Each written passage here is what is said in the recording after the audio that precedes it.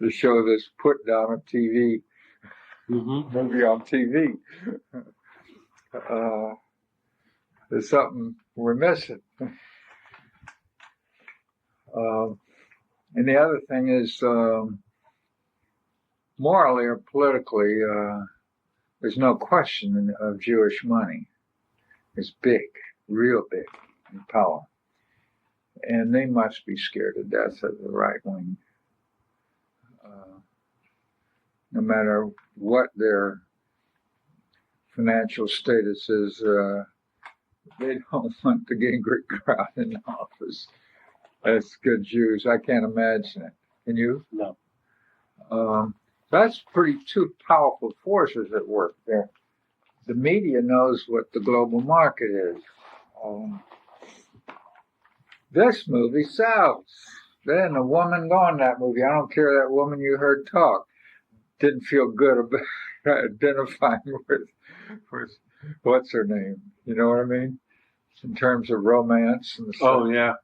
And boy, doesn't she light up? Oh man, she is something else. she just lights up the. I mean, And there are quite a few men light up. You know. Yeah. But Lloyd was identifying all the way with a romance of a woman and power and good luck and right thinking and. What is this time? Please. Okay, so we're back to 2:00. Mm-hmm. Is that all right? Well, I just told Annie last night it was 12:00 because that's what Lois said. You might want to call him, huh? That's okay. Sure. Now, what is this? Oh, that's the rods that came back. Give it to Patty.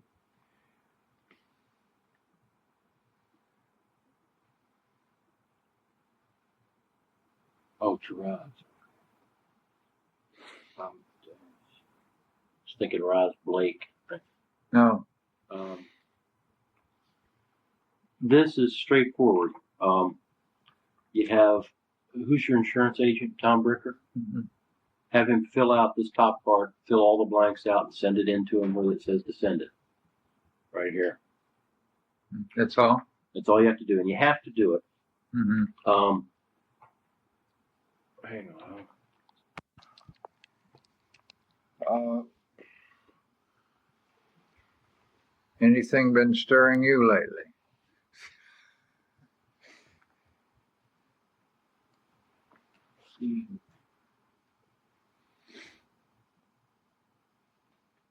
I mean, the only thing that's been going on, and I've been thinking about Coleman and Ray's death, and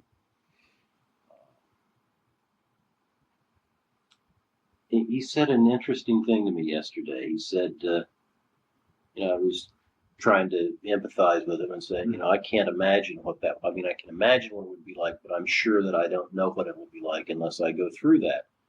Because it's something my mom said there, her mom said, when she lost her first husband, was that I knew it would be bad, but I didn't know it would be this bad.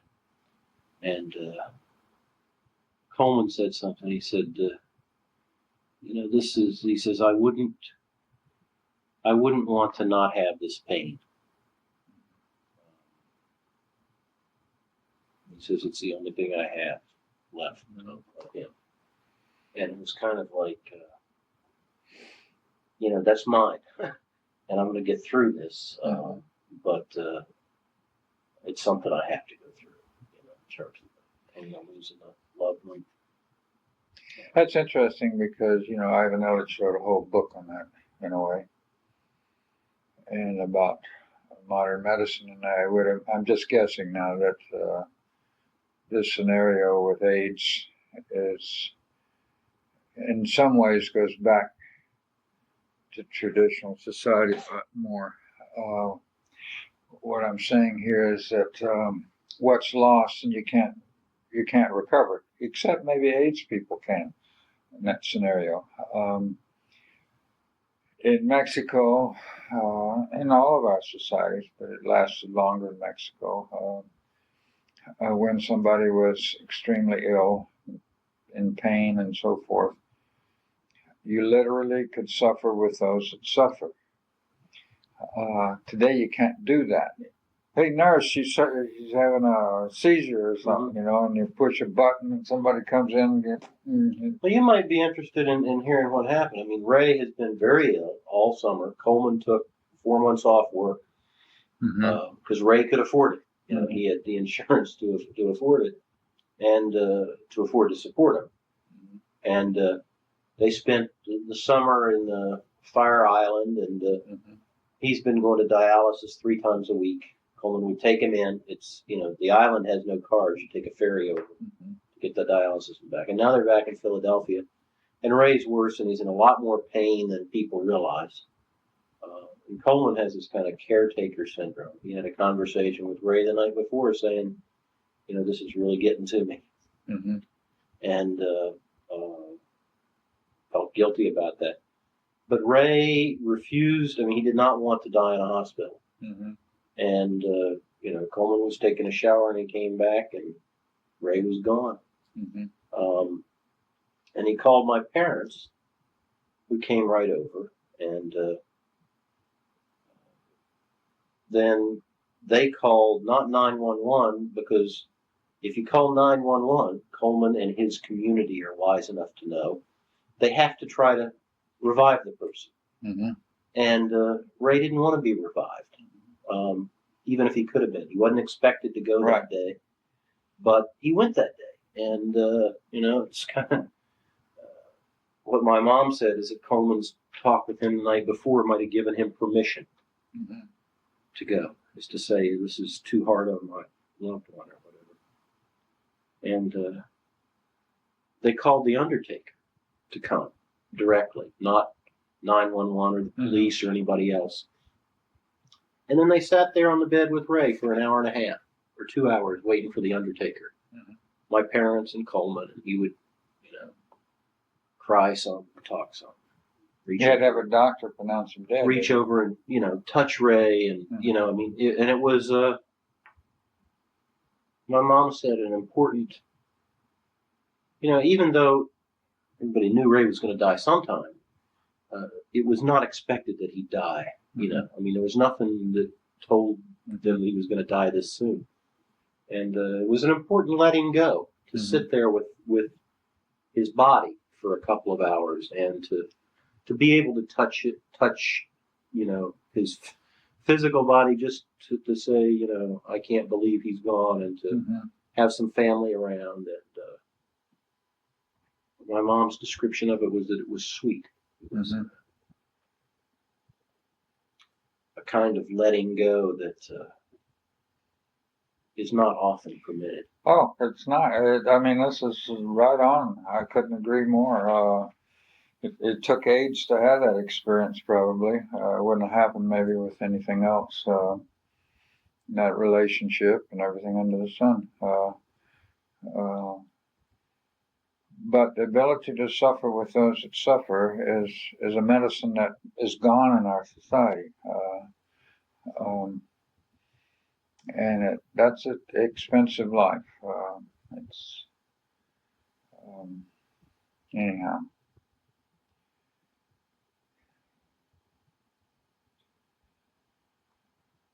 Well, I don't know. I didn't have that as a topic to discuss. You just asked what's going on, and it so happens that kind of death-like things have been kind of interesting for me in the last week or so.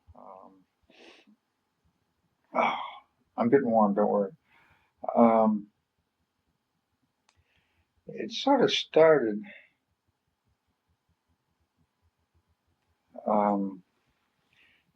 with a sermon by Niedner. I don't think I've mentioned this to you. You did mention the sermon by Niedner recently. Here? Yeah. The one that wasn't one that Lois liked, and oh yeah, and then we saw the Battle of the Bulge. No, I'm not. Well, why don't you tell me? Go ahead. stop me the second you've heard. No, go ahead. It's led to other things. Nieder's cried during his preaching. At a certain moment, a few days later, I said, "That's a good technique, Fred." He literally cried. He was, and the sermon was about reconciliation. Father, forgive them because they don't know what they're doing. As people are butchering you, and putting you to death, you say, Father, forgive them. They don't know what they're doing. That's pretty heavy reconciliation stuff. And Needham did a good sermon on it. His prime example was a brief encounter with a El Salvadoran mother whose son had been butchered by the military. Butchered. And I don't remember the words, and basically, quite contrary to all the grillers and everybody else, she was saying, forgive them. They didn't know what they were doing. And it was incredible for him, incredible moment. I guess the son was lying there totally butchered or something like that. I don't know. And so he's telling this story and he's crying. Jumping way ahead and skipping Lloyd for a moment. I went to him a few days later and said, Fred, in my life, nothing, I don't care how small it is, nothing can touch, I don't know if I use the word joy, I'm trying to be fast here, the joy of either directly or indirectly experiencing reconciliation between people who are not supposed to. You know what I mean? Mm-hmm. It can be the smallest little lover spat. Anything. Whenever I see it in a movie, play, writing, real life, myself, anything, there's nothing that comes close to reconciliation in terms of that. And so I asked him, I said, I've been trying to figure out why you cried. And he was enough distance from the sermon to be able to handle my straight, candid talk. I said, I have a feeling that it was related to this. You couldn't tell for sure. It wasn't about this mother and her son, Mm-hmm. I said, I have the feeling it was that moment with that mother and son. That it wasn't something necessarily in your life. You know what I mean? Mm-hmm. That triggered in remembrance of and so forth. And he said, yes, it's just, he said, I didn't really see very much. He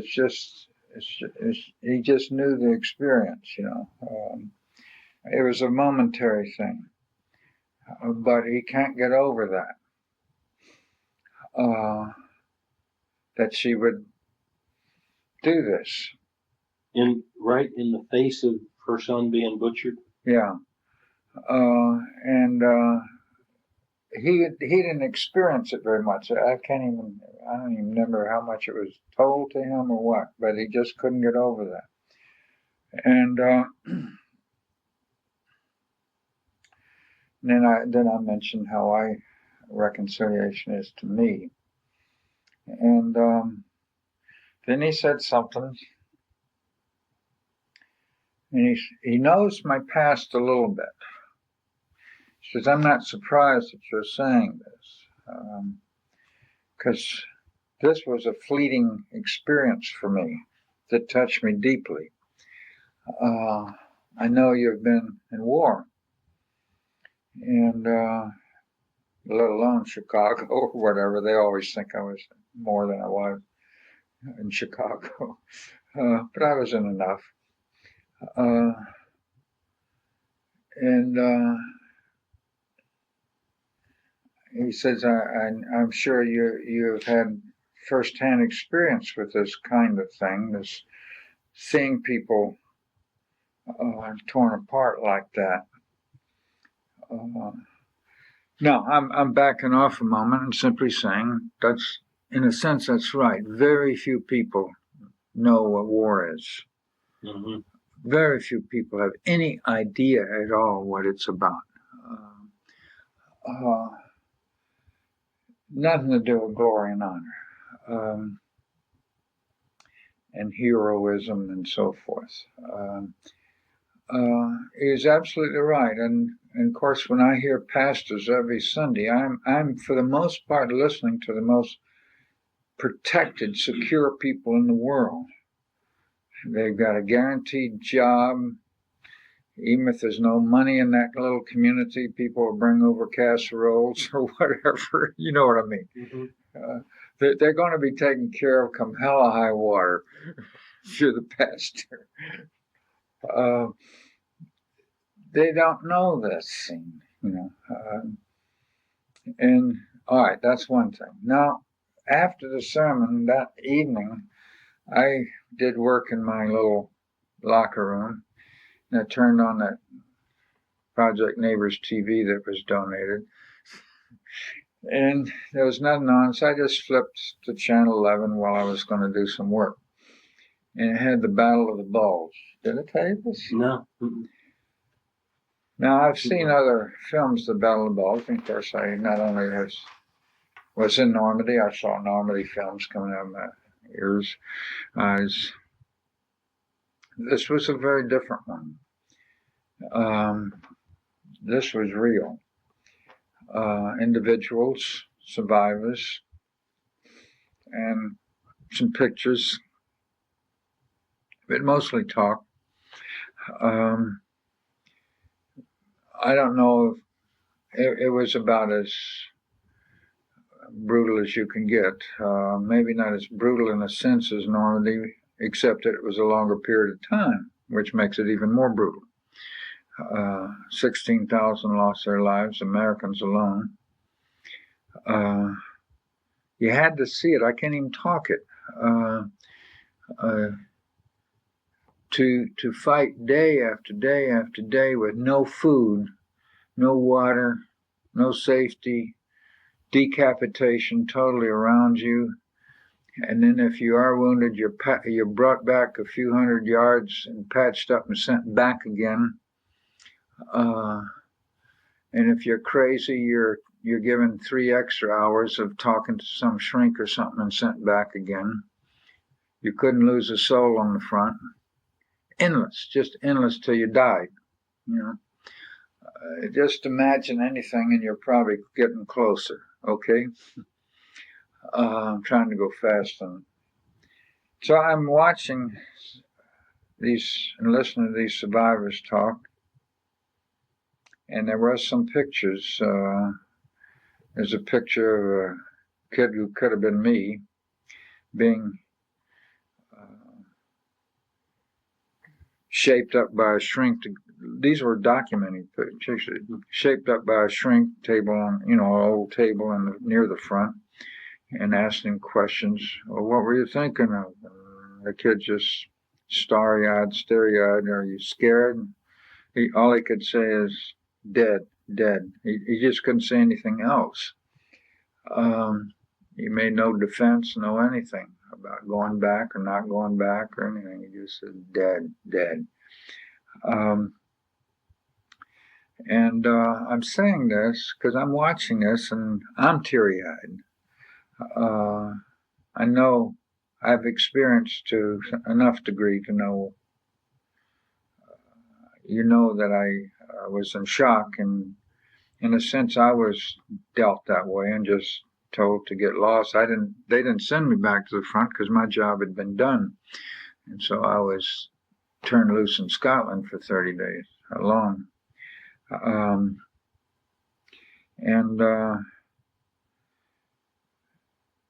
No, I didn't know Lori is watching the thing, because usually she doesn't watch this kind of stuff. She's watching it in the other room, you know. Mhm. So when it was over and I'd done my work, I went and tried to shake myself up, walked in, and sat down on my big chair, and she comes over and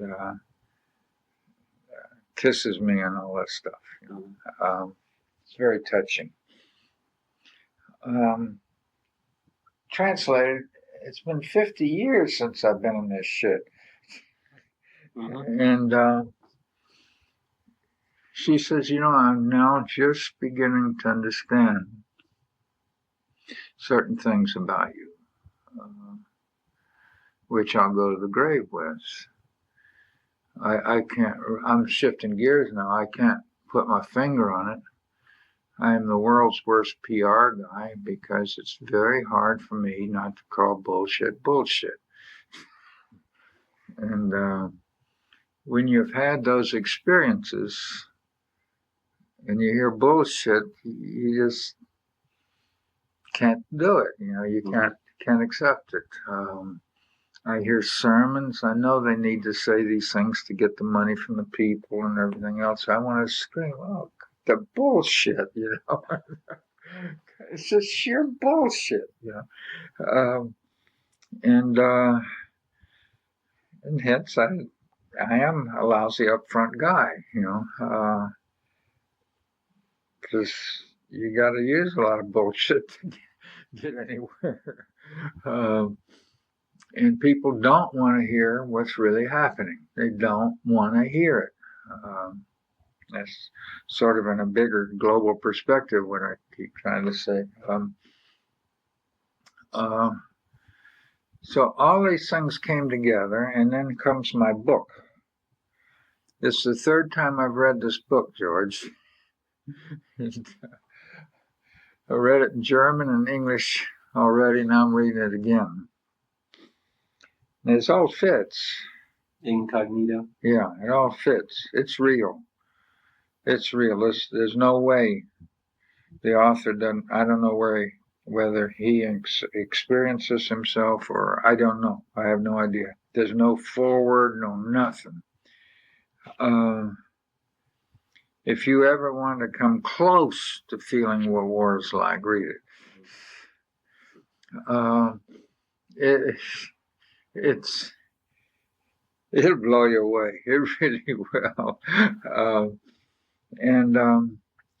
But I guess why I'm intrigued by it is I suddenly am now realizing that once again, this is a lot of me. The people that have meant much to me in my life, all have had very similar experiences. They're not the same, of course. Most of them come from an upper middle class background, aristocracy, or something like that, which we did, you know, my family. Mm-hmm. Jacques Ellul came from aristocracy, middle class. Kierkegaard, and Sebastian in this story, and then they all lost it.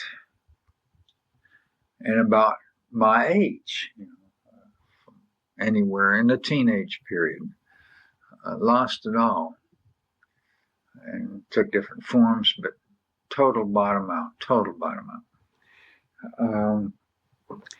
And combination's interesting. People live way back there, you know. My education is poverty and war. I said that a long time ago. Mm-hmm. And it's in all these things. It's amazing. Julian was war too. He was leading resistance fighter in France, which is no picnic. Mm-hmm. And And it's funny, when I read this story before, it grabbed me twice. Why did I need to read it again?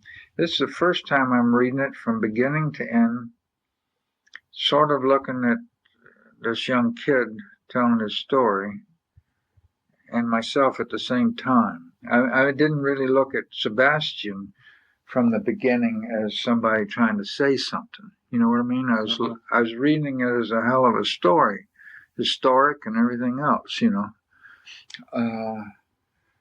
But this time it's about a real kid who grew up, and I don't know how to say it. Changing the subject for a moment. There are 480 pages. Xeroxed each page means there's 240 because you get two with one page. Is it possible if I went to the university and did 120 of them, you got another 120 Xeroxed? Oh, I'll copy it for you. We're not going to get it any other way. Yeah, I'll copy it. It's interlibrary loan, and it's impossible to get. Leave it to me today. I'll copy it. Well, I got to leave it when you're going to do it because I haven't finished it. I haven't finished it. No, and I won't have time now. I got to meet Lloyd at 9:30. No, I mean I'll do it right today. This morning? Yeah. Won't that take a lot of time? I mean, I don't mind getting a lot of it done myself.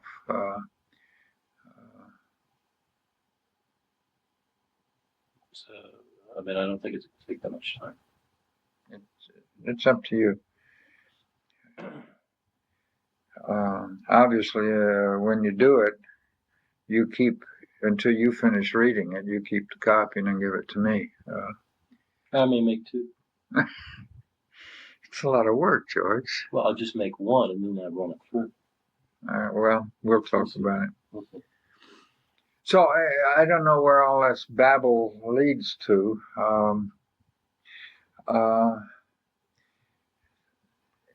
The people that are preaching to us haven't experienced these things. And I talked to a class the other day of 19-year-olds. Very interesting, a history prof that he would ask me to talk. I'm sure they didn't understand that. It was entertaining, but they didn't understand anything I was saying. When you got 45 minutes, what do you say? I did our last year together in 45 minutes. Well, yeah, you can't bite off too much. And see, but when you're talking about the global thing, you don't know what to do. If you bite off a particular, Yeah.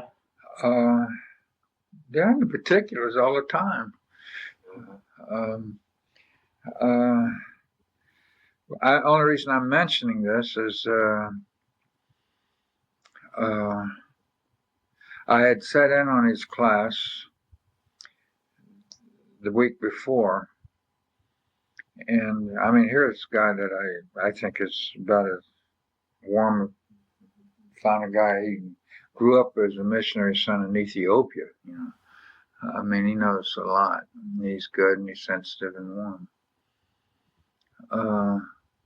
But there's no perspective he's thrown out to the students. You know, there's none.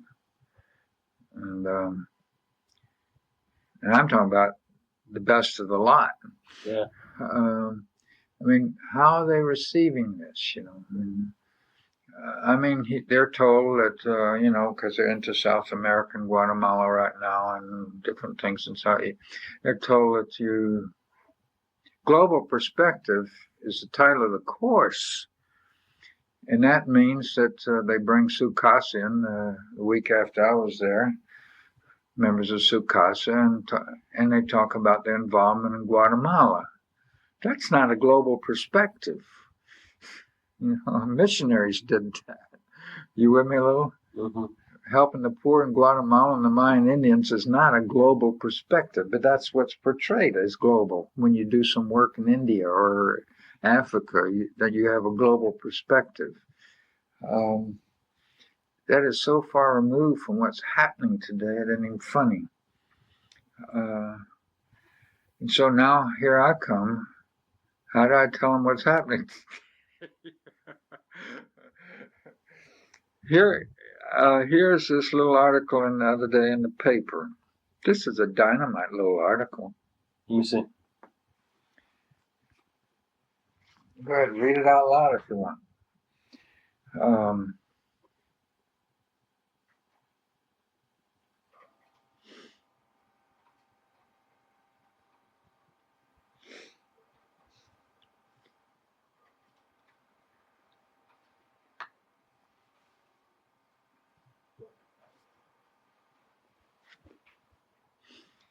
Let's just go through piece by piece here. You got one? Oh, go through piece by piece. It's hard to think. I'd like to underline a couple of things. That historians in the third millennium, now not many people talk about the third millennium. I don't know if I have so far on the sacred, but that's very important to me. Huh? Let me just read it here. Well, there are different ports that you ought to make notes of. Okay, go ahead. Looking back will not assess Western Georgia. The American case first. The United States has, in the last 15 years, broken union power, imposed static wages and social insecurity. In other words, the workforce is brutalized. This is because of growth and international competitiveness. This has been a rationally defensible choice of priorities. It has deepened the gap between the rich and the poor. Okay? The downside costs have undermined social values,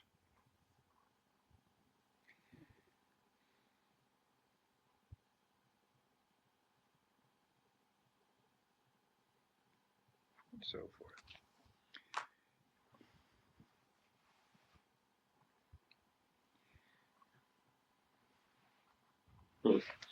Now, the reason I didn't do the whole thing, first of all, Loie hadn't read the paper yet, and I was reading, and I tore this out.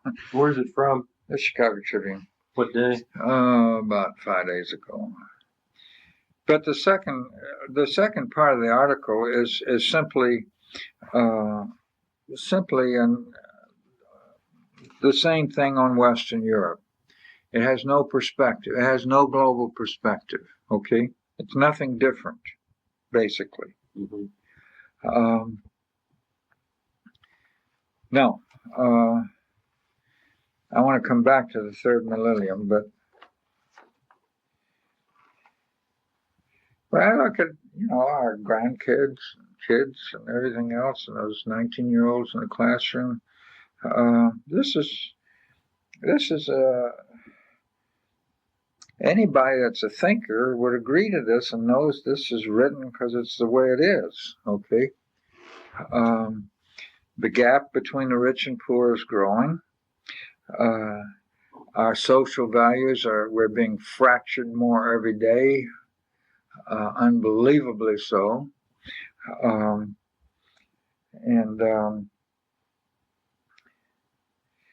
When we say political results include such much alienation from government, that's a little tricky there.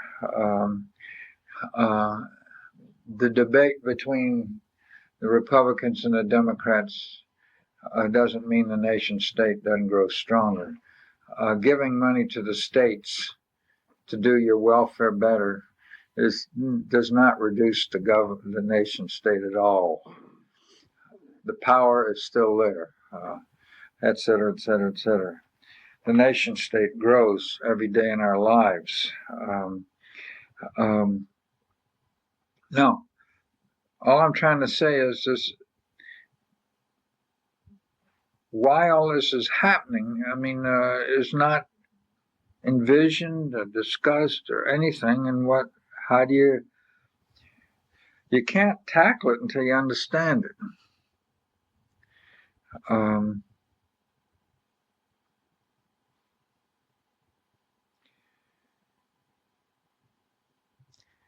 Western economic choices, hell, we're westernizing the world.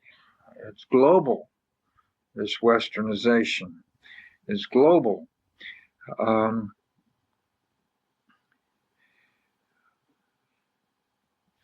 The workforce, we're talking about solving the most expensive aspect of our government workfare. What a joke. I mean, this is saying here that something is tearing apart the work scene.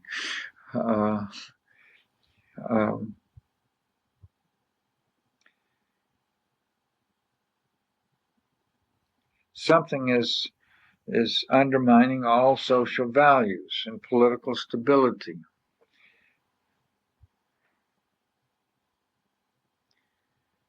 Anyhow,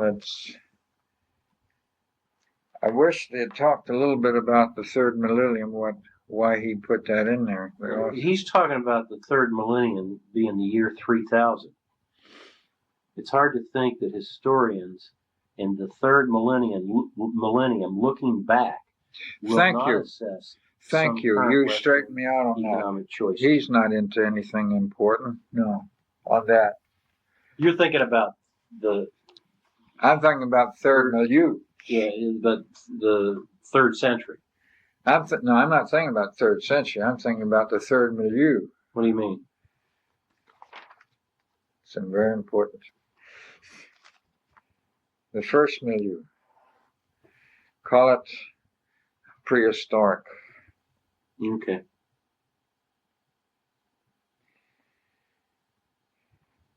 Call it nature.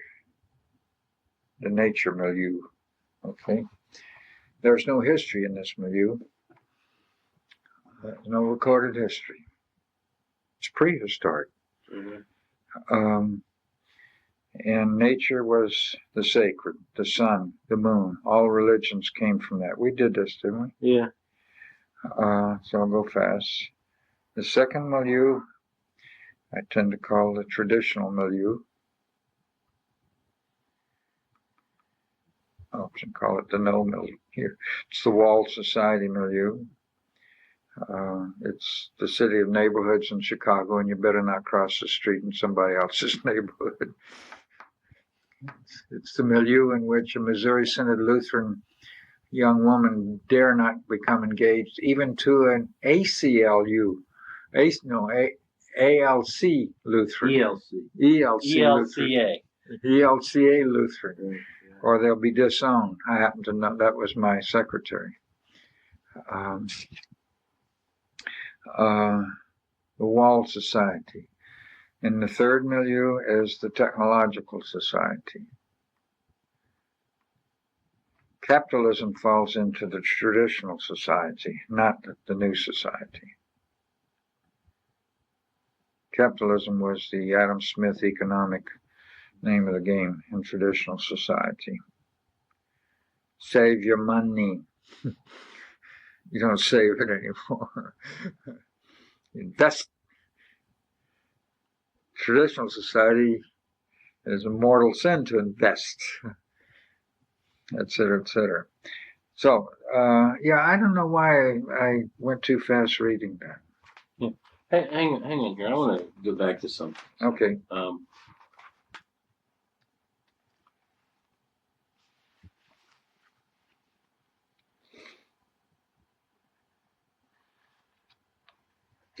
Part of, you said you're not a good upfront man. You call what's bullshit, and the people don't want to hear. It's hard for me not to. Yeah, that's right. I'm a realist. And the people don't really want to know what's happening. They don't want to really look. Mm-hmm. And I think that's often true. On the other hand, there are a lot of people who want to hear and want to look. It's refreshing. It's like that movie last night. Part of what was refreshing at the end is that he was willing to say some of this is just bullshit, and we ought to recognize it's just bullshit. And part of the kind of feeling you get from that is because somebody did stand up and say it in unexpected way. It's like, is he going to stand up and really look at this? Then you talk about part of, what frees you to do that is, and part of what I was hearing today is that some of it's your experience in war. You talk about war and poverty being your education, and I can, I think back in similar ways, different things for my life. But when I went to college, it wasn't college that got me the education. It was my involvement in the anti-war movement and my involvement in social issues of the day, in a movement that was that rejected all of traditional values. And we went off on a little trek, which is different. But what I wanted to get to is, you haven't talked much about war, and I understand from work that it's even from work, it's very hard for people who weren't there to understand what goes on. I read not much about World War II, but a lot about the Vietnam War from veterans who came back and tried to write about it in ways that don't glorify it. It's not John Wayne, the kind of the Sylvester Stallone movies about war that make it what it is. It's that's not the way it gets experienced by people who are there. And I just wanted to, I don't know, kind of, you went into that as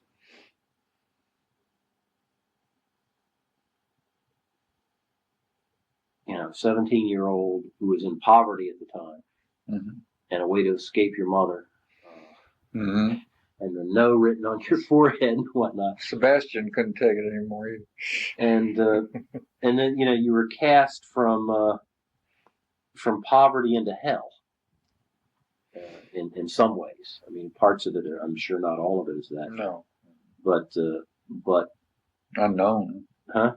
Unknown. The unknown. I was cast into the unknown. Yeah. Which we don't allow ourselves to do these days. Yeah, and I guess, and that's interesting because that's kind of what I was trying to say about my experience as well, is that we cut ourselves off as what happened in the late 60s to some of us is we did drugs that we didn't know what was going to happen to us, whether it was going to destroy our minds totally or enlighten us. And it didn't do either. But for me, it was never what came out of the drug experience. I was amazed at the time that I would risk what I was risking. Or thought I was risking. It may not have really been a risk, but it's part of it's subjective. And to go into that for whatever reason. What is it that, it seems to me that having gone through your experiences in the war in some ways made you or freed you to be what you are.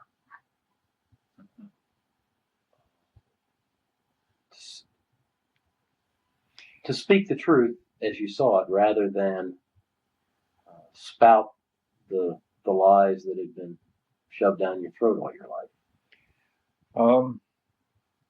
It's I guess that's why I like the book. This guy grows step by step, mistake by mistake. Became a communist and everything under the sun,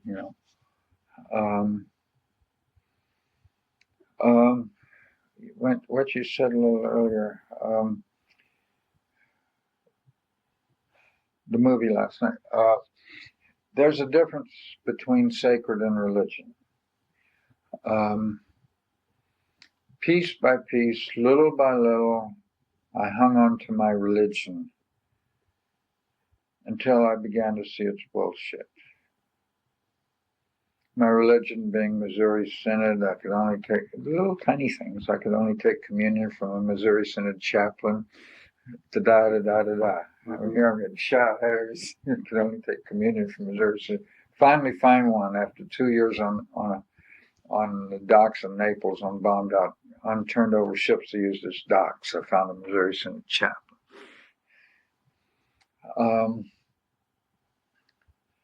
My sacred hung in there, which was given to me. I'm saying this the first time. I don't know quite what I'm saying. My sacred was a traditional sacred. There is a God.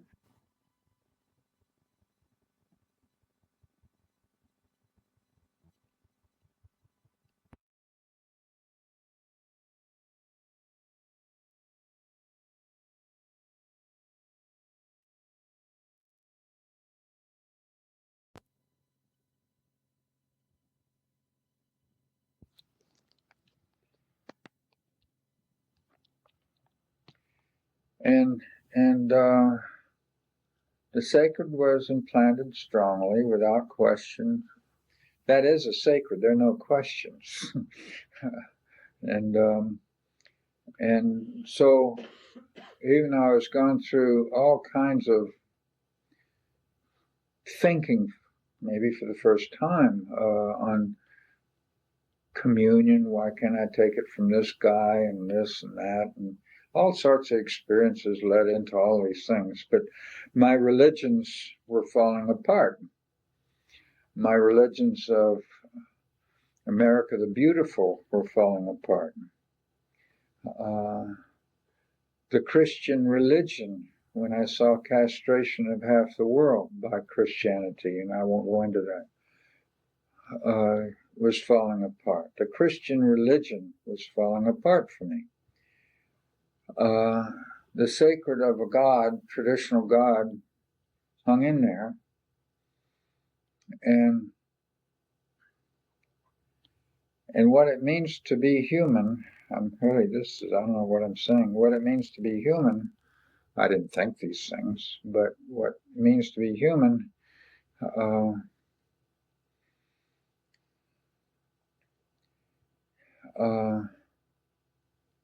is to de-sacralize the sacreds.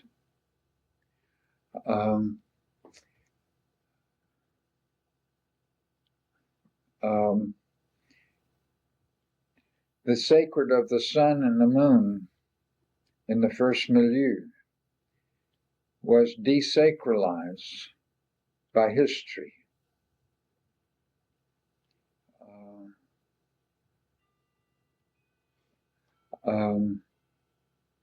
The sacred cow couldn't hold up to it.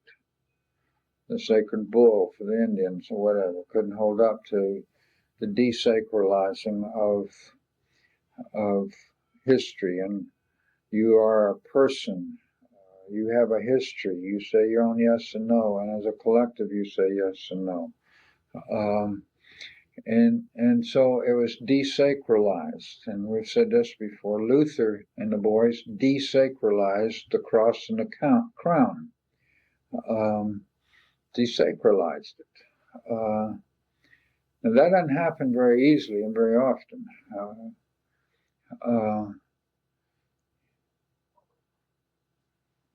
The cross desacralized all those sacrifices, those sacred mountains and sacred temples.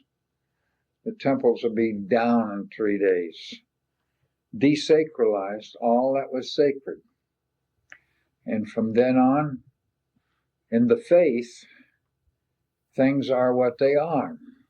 That's a mountain. It's not God mountain. It's a mountain. It's not a holy window, a holy north X. The 20 minutes of a Presbyterian pastor in the pulpit, or Lutheran or Baptist in the pulpit once a week is not the only time you get the holy word. I mean, that's the way it was given, okay? to this day in Missouri Synod, you can't teach a Bible class unless the pastor blesses and authorizes that person who's going to teach the Bible class. He's got to be an extension of his arm. I mean, that's heavy. That's all of our tradition, okay? And so the reality of war, I mean, how many people know what it's like looking at a half a body, or no head right next to you, et cetera, et cetera, et cetera, et cetera. There's some realities there. So now what I do? The communion by Missouri Synod, who had to go to a seminary in St. Louis to be authorized to give me, and the only one who can give me communion, is bullshit. All of a sudden. Does that mean there's no God? And little thoughts started coming into my head, I guess. I'm not even sure. If there's no God, I mean, I'm the captain of my soul. I don't know. I didn't have too many answers to be the captain. I couldn't see myself as running very much of anything. Even your own life? Even my own life.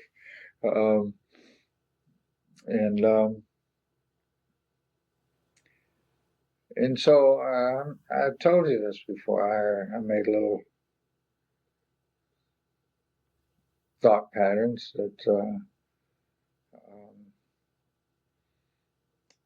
that those memorized Bible verses and so forth. From now on, the only way I'm getting rid of this God is if it doesn't hold up. Not what the pastor from the Lutheran Seminary in St. Louis says, but how it speaks to me in real life.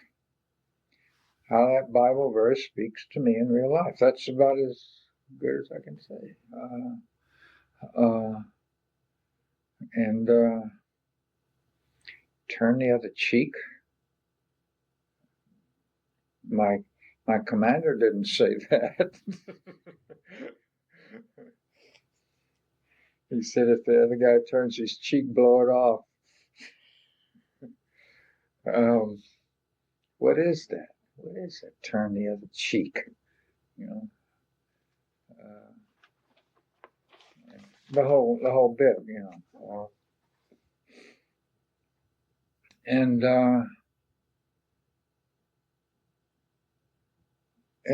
I really think I stopped killing from that moment on, in more than real ways, or real ways.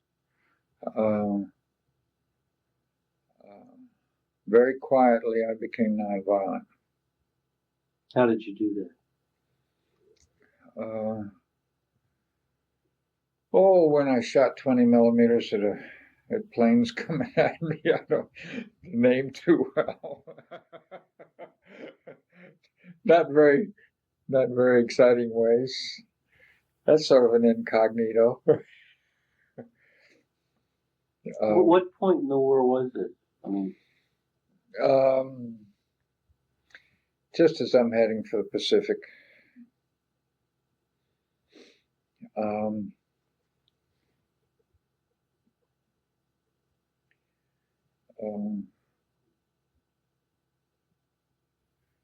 It didn't show it. It couldn't manifest. I wasn't an infantryman. Uh-huh.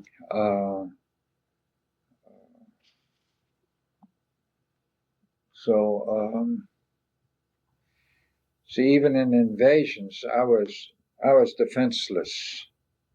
In invasions, I went ashore with the first wave, first boat, but I'm carrying communications to back to the admiral and everything else from the front on the beach. Uh-huh. I'm relaying orders given to me. what channels are cleared for the landing boats and what aren't, and you're going to blow up if you go this way or that way, or we ain't making it, or and No, I understand. Your job was not to carry a gun and shoot. Your job was to coordinate. Aboard ship, it was to shoot, but I'm shooting at airplanes. Right.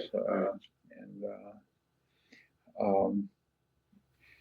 I mean, I had a 45, and I used it a couple of times in early invasions, but I don't even know if I hit people. I had tried. I mean, we're talking about chaos, man. But what do you mean in terms of the being surrounded by people? I mean, it was in Normandy. It was a lost cause. I mean, it was just total chaos. There's no leadership. It was gone. But that's another thing. But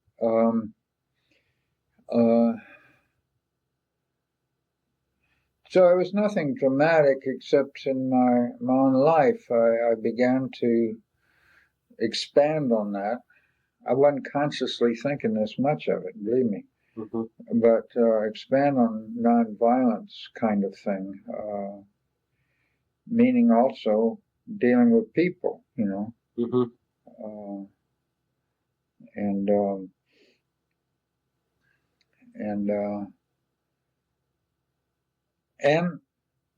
for me, those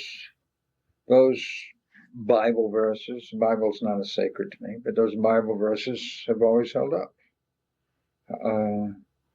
There's no regrets whatsoever, none.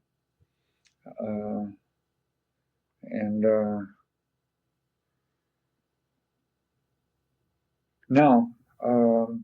So I can't remember exactly what you said, but destroying religions is very difficult, but it's not as, to suddenly say, I think of Lloyd, just using her for a moment. She was into a religion for about 3 years called ceramics and pottery.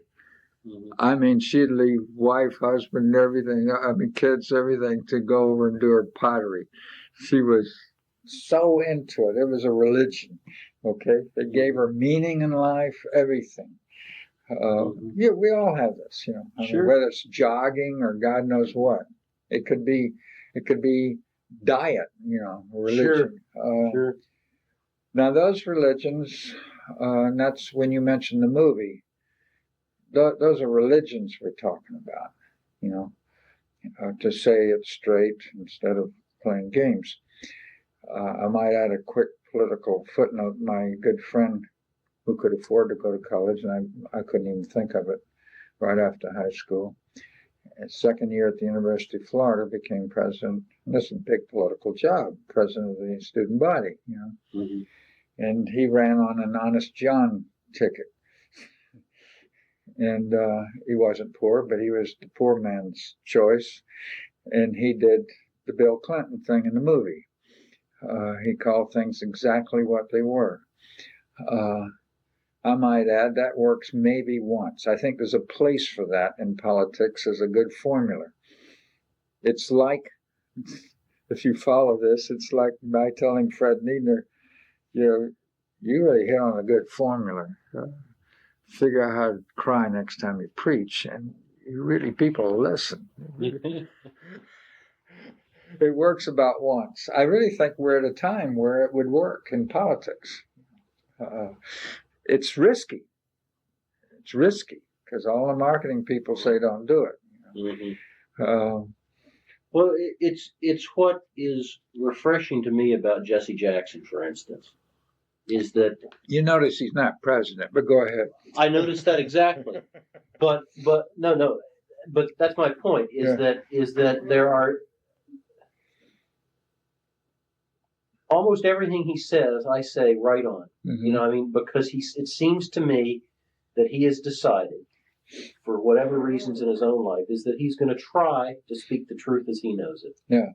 And not I think you're right. And not to play the political game, but he's principled in that way. And people have all kinds of criticisms, and he may be terrible on some things, but I have some respect for him because I listen to what he says on political issues, and I say I agree with that. I think he's telling the truth not because it'll get them elected, not because it'll get them votes, but because it's what ought to be said. And No, we haven't got many states. But see, the mentality, I can't even think, I don't even want to think who I was talking with big time. You got to get that brochure out on Hilltop. And that says that we're a real entity, Yeah. I'm embarrassed with it.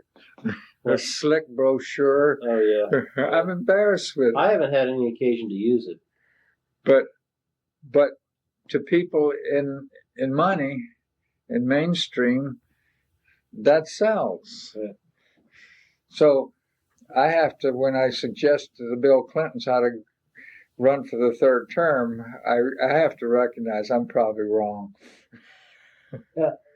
Well, it's like Patty said to me last night. We were talking on the way back about ACLU and the politics and all that stuff, and said that Butterfield has announced that this is his last term. We need to find somebody decent to replace him. And she says, "Oh, you should run." And I said, it's a terrible job, and I would never be elected in this town, and I can't bring myself to make the compromises or to say the things that are necessary to get elected. It's ludicrous. Yeah. For me to think about. I mean, she mentions it every once in a while. It's like, it's stupid because that's not me. I mean, I can't be elected in this town. Mm-hmm. I don't believe the things that you have to believe in order to get elected. Butterfield does. But there's one thing that other than prestige and reputation, there's another thing that should enhance your thinking in the direction you're going. Is that when my mentor was mayor of Bordeaux, a pretty big city, when he was no longer mayor, he wrote one of his best books called The Political Illusion, which is to say, I went into it thinking I could change things. This is not the place to change things. It's the worst place. It's an illusion to think you can be president and change things.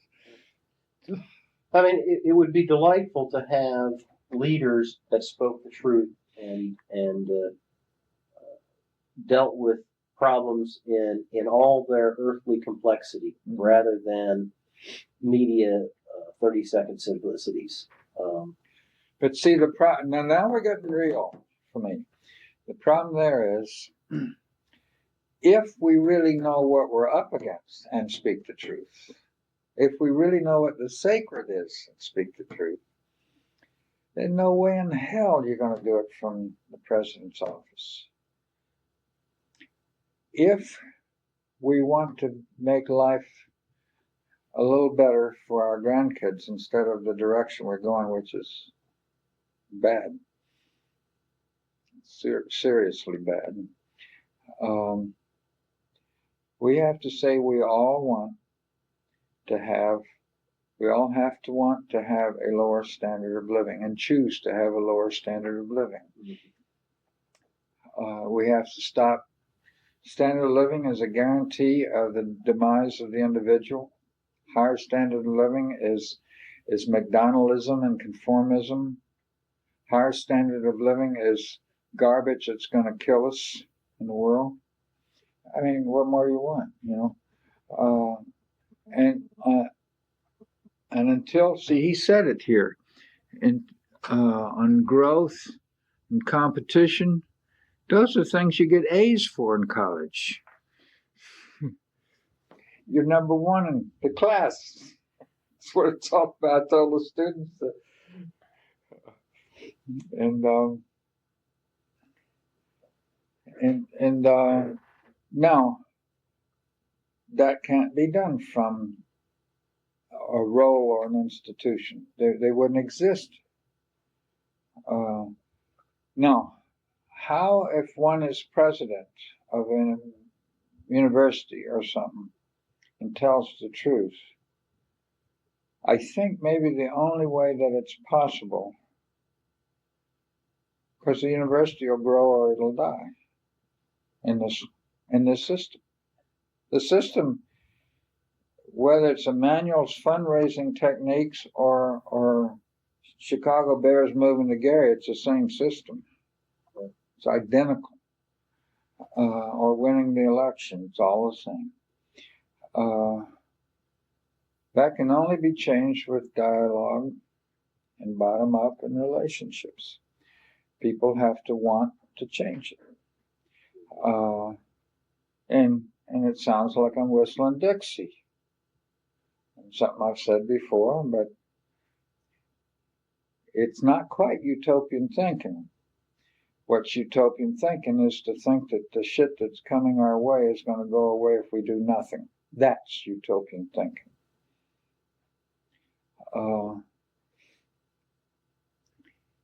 Now, if President Hari were to be the statesman that you're talking about, or Mayor Butterfield,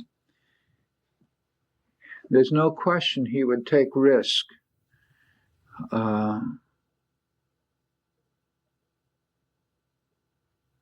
One of the things that I would do if I were president, when a young woman comes in hell-bent for election, about to kill me, and bring in her old sorority and say, if you don't have women in that pulpit, we're going to quit school, or something like that, or burn your house down. We don't allow women in our pulpit. Right. And I would say, young lady, I would like to have women, because he would, I think. I'm not sure Alan would know, but most of them would. I would like to have a woman in the pulpit too.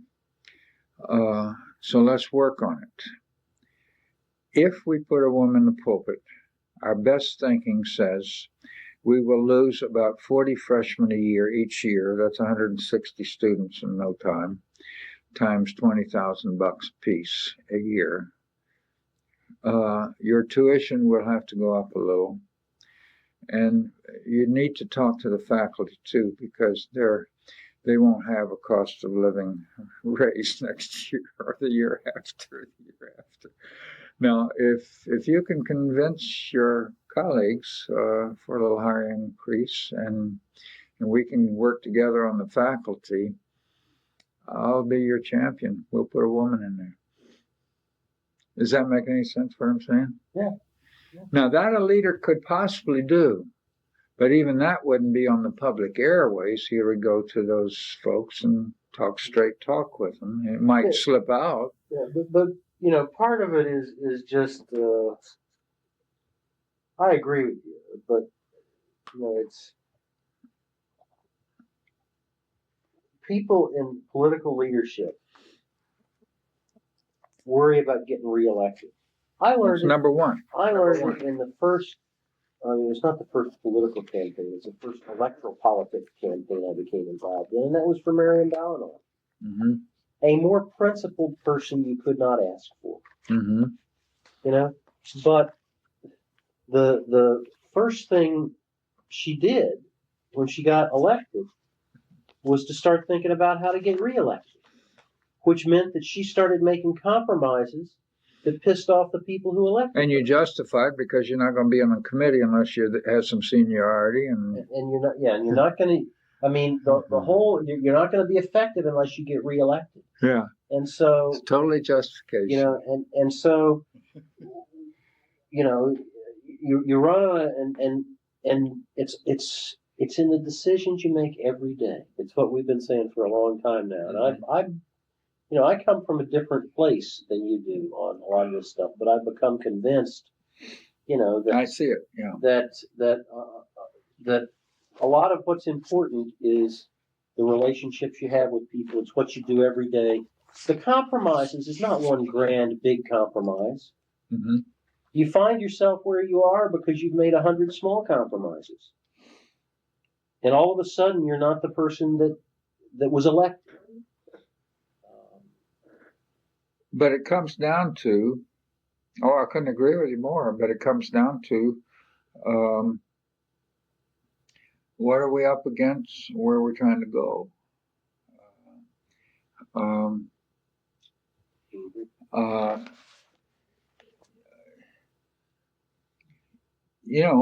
People did all these nice little things most of them in the cross and the crown didn't have any power or anything, and so they just raised kids not to screw till they're 21 and be 2 years engagement without going, or marry a virgin or nobody or whatever. Did all these nice little day-to-day things, but they couldn't put it into a bigger picture. We're into a morality religion. It's not the Christian faith, for example. I'm just using that. I mean, what more could you be? How great could you be in little things than to study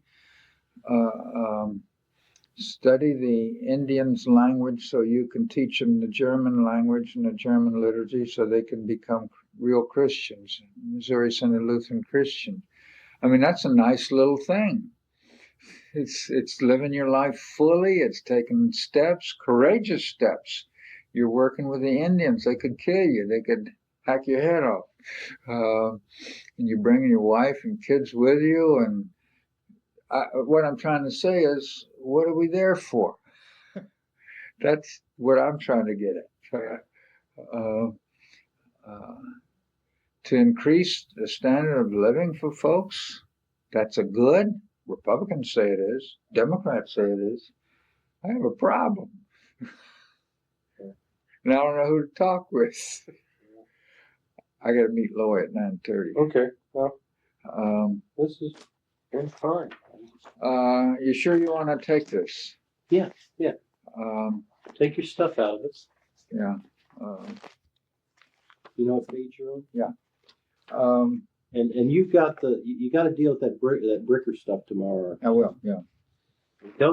Well, people lose their license over this because they say, well, I didn't get a speeding ticket. It's not a speeding ticket. You got to do this anyway. Mm-hmm. There's an article in the paper that a bunch of people are losing their license just because it's a new law that says if you get a certain kind of ticket, you have to prove to them that you had insurance when you got the ticket. Mm-hmm. And it doesn't matter that we negotiated something else for you. You can show that to Bricker so he doesn't raise your rates or whatnot. But send in the proof. And I think with your political savvy and everything, please read it slowly. And your political savvy. Well, I read everything slowly. Okay, I don't. See, that was my problem. Yeah. I read everything like it's a philosophy book. It'd be a novel. Okay, because of that background and history and politics and so forth, I think you can appreciate the time and the place, Romania, Bucharest, and everything else. There's nothing in there about the author, which I'd love to get more on.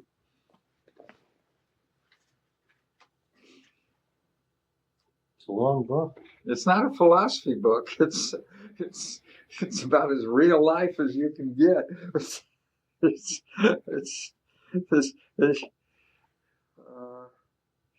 Incognito doesn't mean you come out a hero at the end either. Yeah. Well, don't tell me. I won't tell you more. Collins, it's out of print, huh? Well, I'm going to try London. It was printed in London in English in 1964. I'm going to try to get a hold of them, but I don't think it's a chance. I think I did once before, to tell the truth, and didn't make it.